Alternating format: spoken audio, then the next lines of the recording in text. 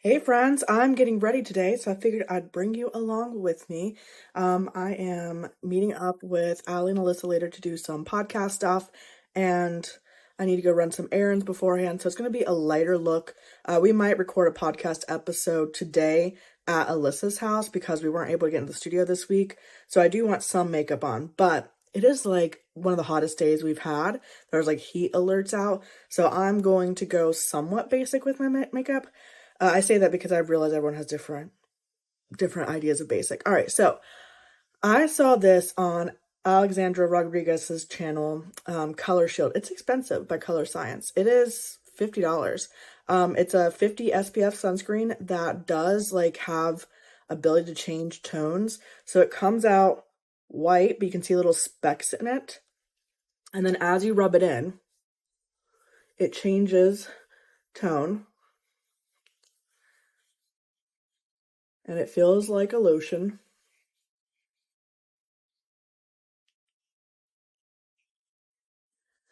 And it has pretty decent coverage. So I have been switching out doing actual foundation for just this sunblock. I mean, look, I have lots of little skin discolorations over here, and I still have some, like you can see my freckles and stuff, but just a basic coverage. All right, so what do we want to talk about? Last time I did a little heart to heart, it was a short one. It was about me going to a psychologist and talking to him because I've been having a lot of like noise sensitivity. And essentially, there's been a couple things to happen to make me realize I'm having noise sensitivity. The most recent and like most pressing example is when we've been doing the podcast, which keep in mind, like I film a lot by myself. When we were doing the podcast, I get very distracted by all the noises my co-hosts make. And at first it's kind of like funny, like, some people just do noises when they're nervous. So like it could be someone tapping their nails on the table and I'm sitting here thinking like the mic is picking it up, So I think some of it is just like my awareness of what noises mics will pick up. And I would get distracted by Alyssa's dog walking around and making a lot of noises while we're doing the podcast. So part of it was like, okay, I'm just like sensitive to noises and I am too aware of what's happening around me, which I think is part of it. Like, I think in general, I've always been a person who's very aware of what's happening around me and how I am affecting a space. And I've always been like, how do other people like not like, people that stand too close to you, like, how do they not recognize that they're affecting other people in a space? I'm hyper aware of that stuff. So that's what started it. And then when we moved to the podcast studio, some of that went away, but I still notice everything. Like I notice if Alyssa's boobs keep touching her microphone. I notice Allie's bracelet jingling and jangling while she's talking. I notice everything. And the problem is some of that I can ask to be removed. Like I can say, hey, Allie, can you stop wearing your bracelet while we're recording because it's distracting me. But also like the real issue is that I get distracted and then I hyperfixate on it. And it's really hard for me to be present because I'm more aware of the noises than I am of like what's coming out of their mouth. So that is something that I've noticed, and it wouldn't be an issue except for that I can't concentrate on the important stuff, and B, it heightens my anxiety. I have anxiety baseline all the time, but it makes me really anxious.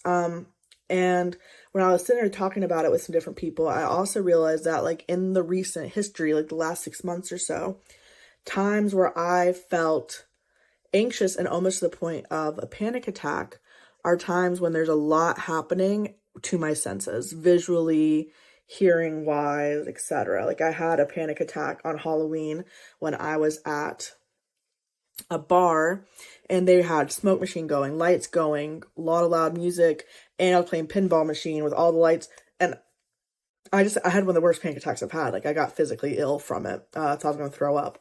So it kind of made sense and was lining up. And so I wanted to talk to my doctor about it because it's been affecting my life. And when I talked to him about it, he said, based on that and some other things I'm experiencing, it sounded a little bit like OCD. All right, I'm going in with Jaclyn Hill bronzer. Her brand has gone out of stock, but you might be able to find some of this somewhere. It's the color Vitamin D, which I feel like makes a good bronzer for my skin. I like her products. I don't know much about her as a person, but I got this stuff when it was going on out of stock sales, and it's been good. It's been good quality products. Don't you love when you put all your makeup back in the wrong place, then you're trying to film while you do it? I wish I could go with this. So anyways, when I went to see a psychiatrist, he also said he thought that what might help is me talking to a therapist. So I have started therapy, and I've gone twice now. I really like the girl that I'm seeing. I think, at its very base, because I think right now my therapist is very much so still learning me and kind of hearing what's important in my life.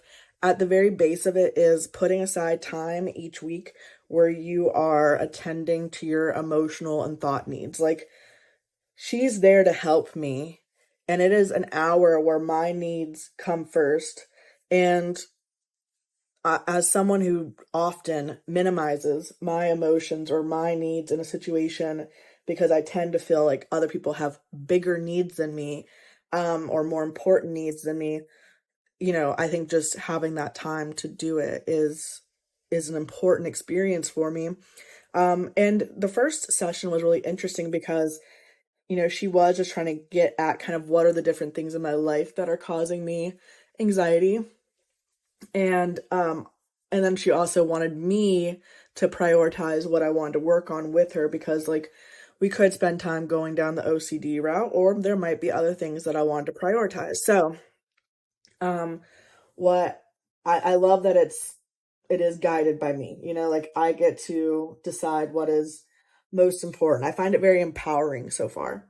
What was interesting and surprised me was during my first session, I was talking about some different things, and I think a lot of what stresses me out is feeling like I am responsible to and responsible for other people, which I know is not like, it's something I place on myself. Like that's part of the control issue. I need to not feel like I am the person who needs to solve people's problems. And then also what was surprising and interesting was how emotional I got about, basically her question was, who supports you? Like it feels like you have a lot of people that you feel like you need to attend to, who attends to you. And then the number of those people is small. And it's not that I don't have friends, family, etc., who care about me. It's just like on a weekly basis, who am I talking about my emotions with? Who am I processing with? Who is giving me time to like support me through things happening? And that list is small. It's not a lot of people. So that was interesting to kind of say out loud and to think about. I'm so disorganized. I'm sorry for looking all over the place for makeup. And then the other thing that was interesting is when I got into some of my family dynamics, I didn't realize how emotional I felt about it. I think in general, I feel very disempowered to fix it or to change them. They just kind of feel like they are what they are, and that people have made their decisions around it. And it's not so much decisions, but just like people are close to certain people and other people are close to other people. And it doesn't feel like something I get to change. And it also doesn't feel like something that I decided. It feels a little bit decided for me. So I definitely need to explore that more, because I might just be letting things happen that I actually do have power in. But I felt nauseated during that. And it was interesting to experience like talking about it and not feeling like I was going to cry, but feeling like I was going to throw up. So fascinating, as someone that just isn't used to talking about my feelings around that stuff sometimes. And then, also came up is like the podcast is very energy giving for me and also very energy draining for me. And so how to like do that? Because again, I'm used to working alone And here I am collaborating with two of my best friends. So how do we navigate that? And I feel very lucky that Ali and Alyssa are open. Like, I feel like I can go to them and say, this thing is happening for me and it's making me feel this way, and they're going to receive it. And that makes all the difference. All right, having people in there who are committed to it, are committed to your friendship, who are willing to see through the issues matters, because that means you get to go tell them that there are issues. And I don't think I realized how much that's been missing in my life in lots of relationships. So that's also been an interesting thing about processing with a therapist. This week, I think I am going to mostly process with them so what kind of came up as I talked about some of the podcast stuff. And if you've been following the podcast, you probably understand some of this in ways that I'm not going to say very directly. I have a lot of fears. Like, I'll have a lot of fear-based responses. So I'm like scared sometimes to say if things are going wrong or if things need to change. And it's because we had issues with that in the past. And the thing is, though, it's not rooted with the people who are involved currently. So I'm scared to like bring things up because I don't want friendships to end or anything like that, even though that doesn't have anything to do with the people who are currently in it. But I still need to process the fact that it did happen with someone. And I don't lose a lot of I mean, listen, my romantic relationships are one and done. Like, they're quick little bubbles, like they don't last long. So yeah, romantic relationships don't last long for me. I don't lose a lot of friends. And it's because for the most part, I feel like I'm able to be a friend and receive friendship back. So when I do have a friendship breakup or anything, it's devastating. It's devastating. So definitely need to process that, which should be on the agenda this week. Something fun to look forward to. No, but like, I'm thankful to get some support as I do work through it. And again, to have time to just talk and really think about both how I feel about it, but also how it is affecting my current feelings about things. Because I feel more than ever very motivated, and like it feels very essential to live honestly and authentically and be communicative with others. I think I've kept a lot of things to myself for a long time. I think I've really made it to where I only trust myself with myself. I only trust myself with my feelings. I only trust myself to take care of myself. I only trust myself in lots and lots of ways. I don't want to live that way anymore. I want to be able to trust in my relationships, but it takes me being vulnerable to do so. Like, I have to tell people things, and that's not comfortable for me, but I feel very much like I value it and I need to act on it, right? I need to learn how to do it. I realized I've forgotten to tell y'all some stuff. So I have this duo from Jaclyn Cosmetics. This is the Warm Flush and Golden Goddess, or backwards. I put some Golden Goddess on my upper cheeks. And then my blush is also Jaclyn Cosmetics. It is a liquid one, blurring cheek tint. I really like it. I don't feel like you're getting a good sense of what the makeup is looking like, but I'll show you later when I'm outside. And then for my brows, I've had to find a new brow thing now that my hair is darker.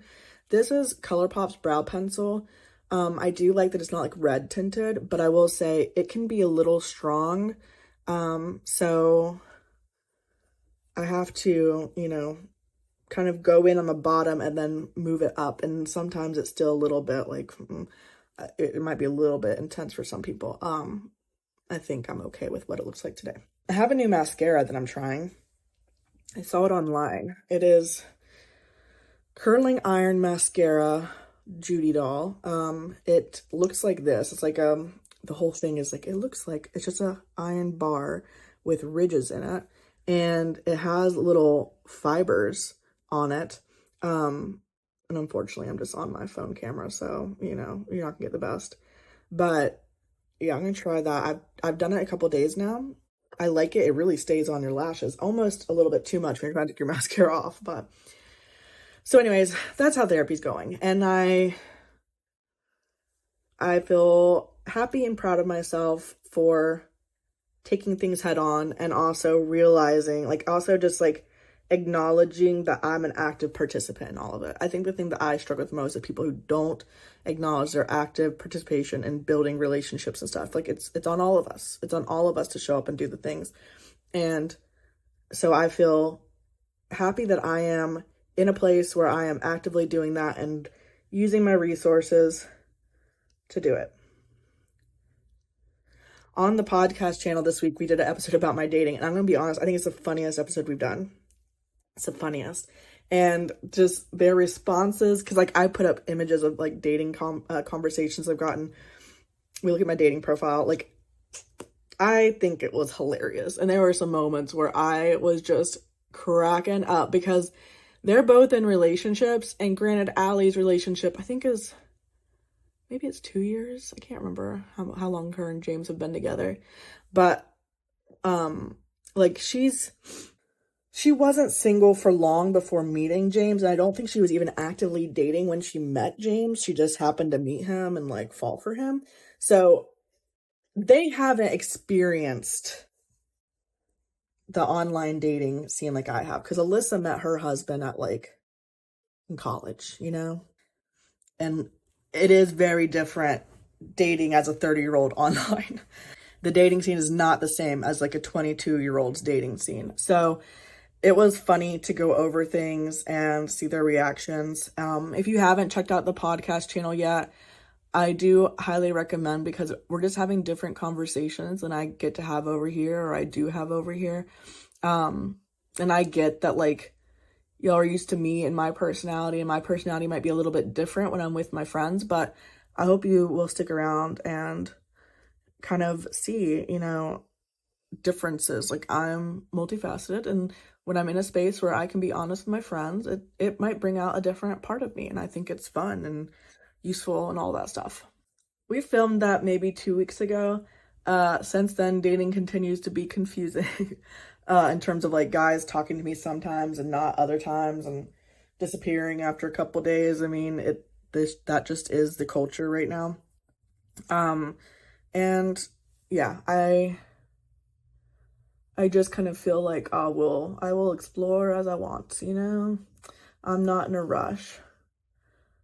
The other day I did make a little reel about going to go bridesmaid dress shopping, because I went with my best friend and I was very worried. So one of my best friends that I've known since 4th grade is getting married, and I'm going to be a bridesmaid in her wedding. And it's known that bridal wear and bridesmaid dresses tend to run a couple sizes small. And so I was nervous because the place we're going to, their top size was a 24. And if I'm wearing a 2022 and it's 2 sizes too small, then a 24 is definitely going to not be big enough. And so my fear was that I wouldn't fit. And I was like, hey, can we go get your dress soon? Can we go dress shopping soon? Because I'm worried. I want to make sure the stuff fits. And lo and behold, it didn't fit. It was too tight in my hips. The tops were too big. It wasn't busty enough for the tops, and my hips and butt and belly were too big for it. So I have to figure out a solution. I ordered some swatches to see what I can do. I'm just kind of annoyed because like the wedding industry knows their sizes run small and they just haven't fixed it. Why? It means that their plus size sections are way less inclusive than they like to advertise. And also, this particular brand is owned by a brand I love.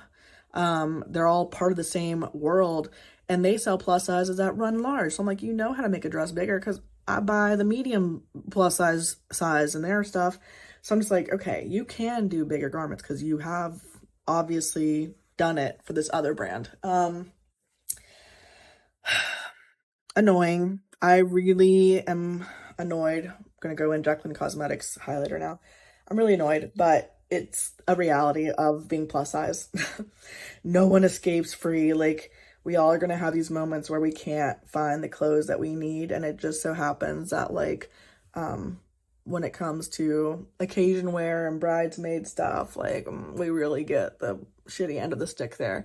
So I ordered some swatches I ordered a swatch from the place that the other girls got their dress, so I can hopefully match it. And then I ordered swatches from Azazi and Birdie Gray to see if the colors were the same. And if so, then I can try some different dresses from other brands and we'll go from there. So wish me luck, because I obviously need a dress to be in my friend's wedding. Can't go down the aisle naked. I did try on their velvet dress, and listen, satin versus velvet, two different, material types. The velvet dress was a little bit big on me. But unfortunately the velvet, because my friend was like, oh, if you need to wear velvet, like just wear velvet. But the problem is their velvet green was a completely different shade than their satin green, so it wouldn't have worked. That said, if I can't find a satin dress, I might be able to find a velvet dress in the same color. The color is the most important, but if possible, it'd be nice to have the same fabric as the other girls. It's just annoying. It's just annoying reality of being plus size. All right, I gotta dry my hair. I'm gonna come back when it's dried. Okay, we're back. Gotta figure out how I want to do my hair today, but I'm gonna be honest, my hair really likes to tell me what I'm gonna do with it. It depends on how it's gonna lay. What else is going on with life? I finished teaching my summer class, so I am actually fully off of work for July, which is beautiful and lovely. You might have noticed more videos, and that's because I don't have as much of my actual daytime job. This is one of the benefits of teaching, is getting some time off in the summer. And again, like I did end up teaching a summer class, but it's over. So it is nice. It is the best part of my job, is getting extended time off to refresh my brain, because I do need it. It's a very social job. It's a very pay attention job. It's a work heavy job during the semester. So very much so enjoying the brain break. I'm using the time to really pour into the podcast and get a lot of work done while I have the time and energy to do so. So like right now we just launched our Patreon community. And so tonight, that's one of the reasons I have to look somewhat nice, is we're doing our first Patreon live event where we'll go on and chat for a while. We're going to reveal our logo, which is really exciting because we've been figuring that out for a while. And yeah, so that should be fun. I've been spending a good bit of time with my sister and her son, Parker, who is 6. Been swimming in my apartment's pool. Went over their house last night for 4th of July. My brother-in-law's having some health issues and he's not able to move much. And I just feel like the doctors are not caring enough. Like they just don't seem to be understanding the extent to which it's affecting his life. And you want to know what he's been told? Lose weight. Lose weight. He needs to have hip surgery. He has to lose weight to have surgery. But in the meantime, what? Because your body isn't going to suddenly lose a huge amount of weight in a month unless you literally don't eat, And he's lost already a good bit of weight to have the surgery. So I talked to him last night about some of the things he might need to do, because he's kind of just so far accepted that one surgeon says no until he's gotten to a certain weight, and he needs to shop around and see if that's something that every surgeon, like some surgeons will want you to have lost weight to have certain metabolic reactions to it for your heart rate, etc. If that's the case, he's already lost like 30-40 pounds, so he could probably go have the surgery. If it's a hospital thing of he has to have a certain BMI, which is what it sounds like, and we all know that BMI is like not actually an indicator of health, then there might be other hospitals that use other characteristics to decide whether someone can have surgery than just BMI. So I hope he finds something. I hope he gets some relief. He's having horrible sciatic back pain while also having hip issues, and they seem to only be kind of like saying, well, the hips gotta wait, and then we'll just hope it helps the sciatic pain. I'm like, I don't know if that's how it works. I think you might need to treat both, but he's his mobility is just like shot right now, and it's really sad to see because it's happened very suddenly. He's always had the hip pain. He knew he was gonna have to have hip surgery, but the debilitating sciatic pain is recent, and it's hard to watch somebody go from coaching a t-ball team to a month later not be able to walk to the bathroom. So I'm hoping he gets help and spending more time with their family as I can. I took Lola and Maeve to the vet this past week for their annual visits. And let me tell you, like having an elderly dog, their annual pet visits are like $500 because you got to do like the whole elderly blood panel and all kinds of stuff. So prepare yourselves for elderly dogs. Lola's doing pretty well. She has very stiff back joints in her hips, and sometimes she struggles to get her body up on her back legs. Usually I'm around to assist, but I'm not always around to assist. And I notice that sometimes she'll like slip. So she's just kind of like not very steady on her feet.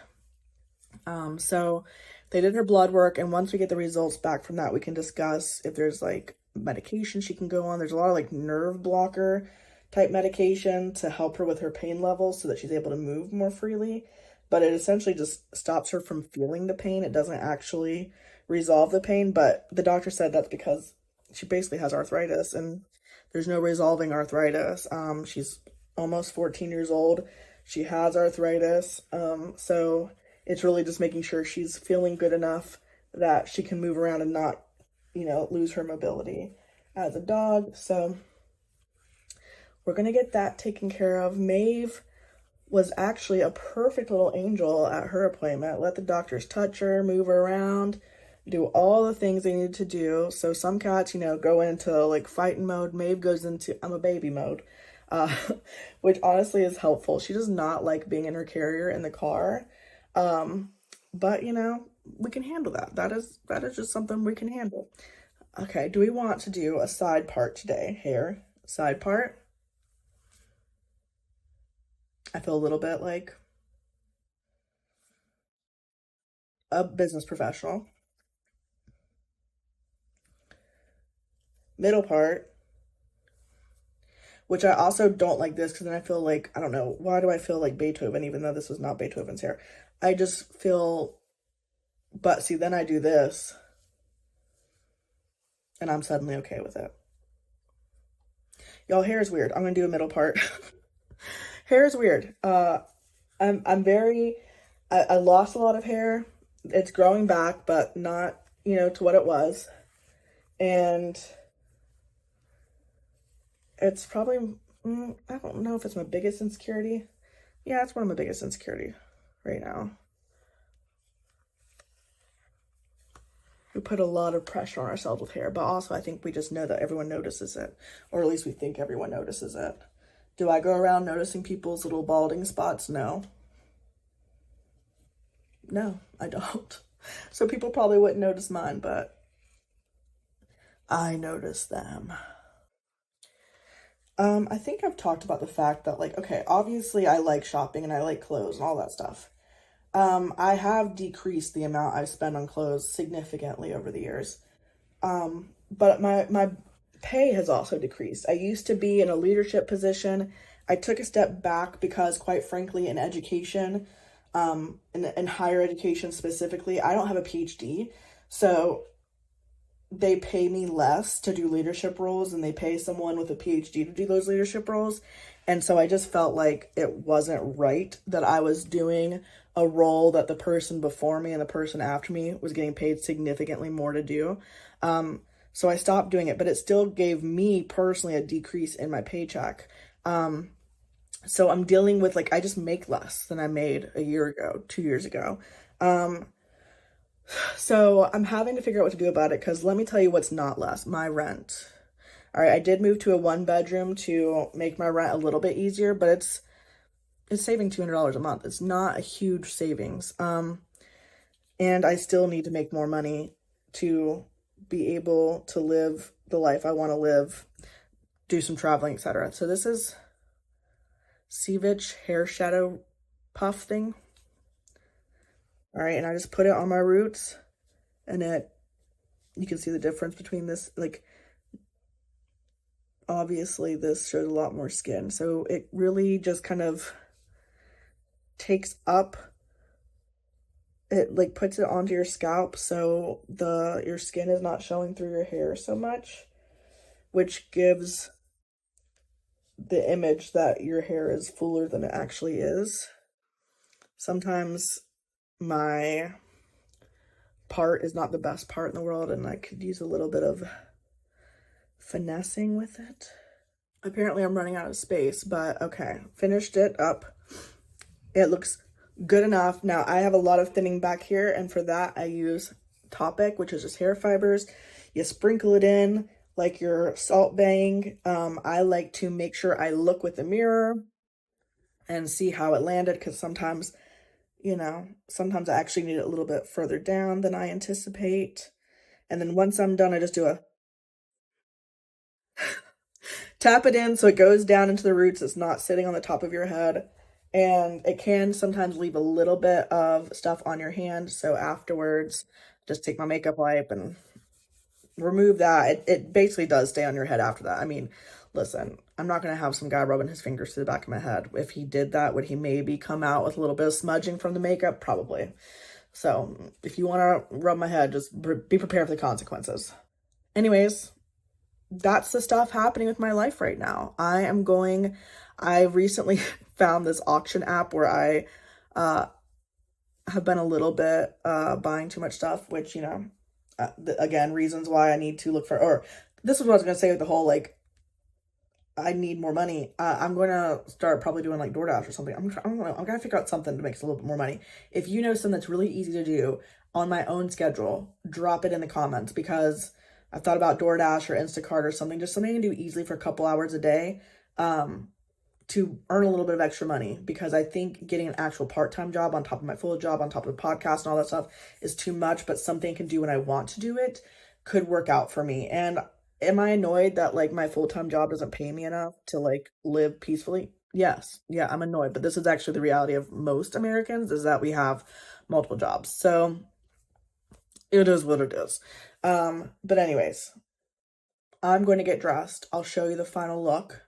This is a fun little catch up. I hope you enjoyed it. I gotta put lipstick on and all that, so I'll show you that too. And yeah, I'll come right back. I lost space. All right, what I was saying is I'm wearing this dress from Universal Standard. It's on their website now. I'm wearing these heels. These are just wedge heels from Old Navy. I really like them. They're very comfortable. I'm running out of space and I keep trying to finish this. I'm gonna wear Merit. This is in the color taupe. That's going well, guys. Today's going well.